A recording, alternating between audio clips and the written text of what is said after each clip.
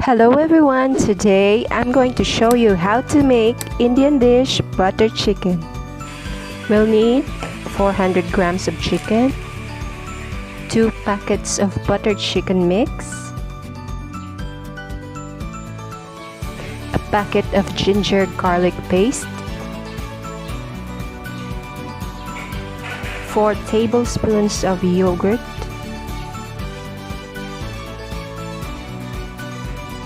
1 medium-sized onion chopped, 1 large tomato chopped. We'll also need minced garlic for our toast bread later, 4 tablespoons of butter. First, we will marinate our chicken with the ginger garlic paste.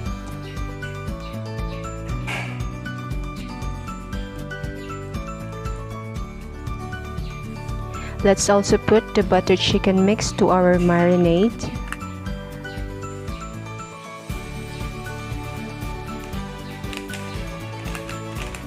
Mix properly to ensure that all chicken pieces are well covered with our mix. Then let's add 4 tablespoons of yogurt.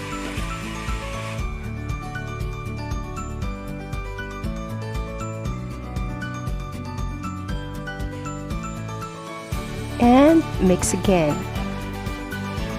After we mix this well, we will cover this and then leave it in the fridge for 15 to 20 minutes or more to marinate.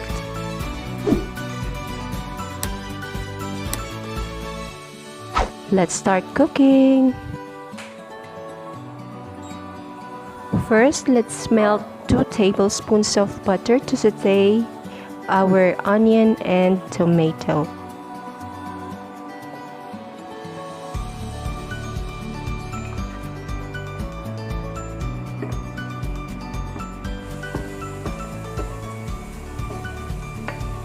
When the onion becomes translucent, let's add our tomato.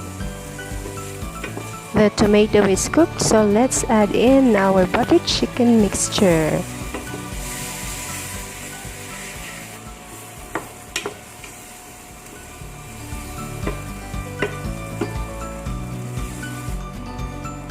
Let's add 2 tablespoons more of butter.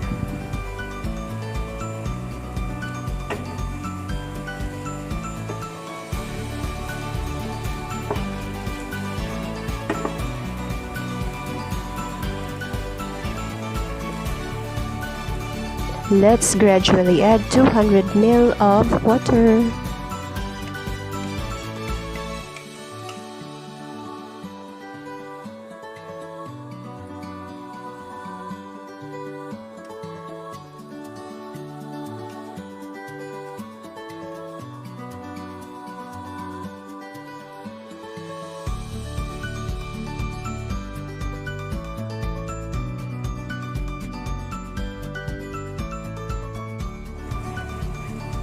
Cover and let it simmer for 15 minutes.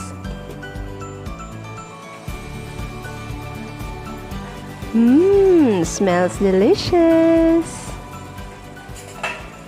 This is done, but I want the sauce to be thicker, so let's leave it for a little more, like 3 minutes.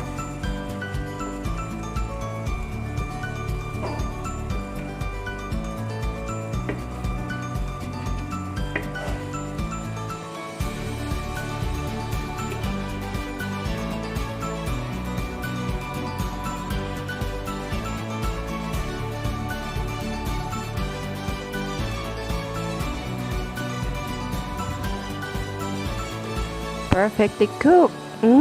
Smells good. It's done and ready for plating.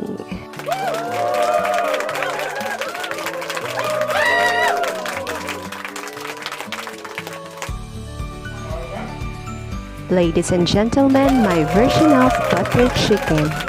When I'm in India, I usually eat this with my favorite garlic and cheese naan, but in the Philippines, toast bread is as good. I also made taro gulaman. We're now ready to eat. Bye guys!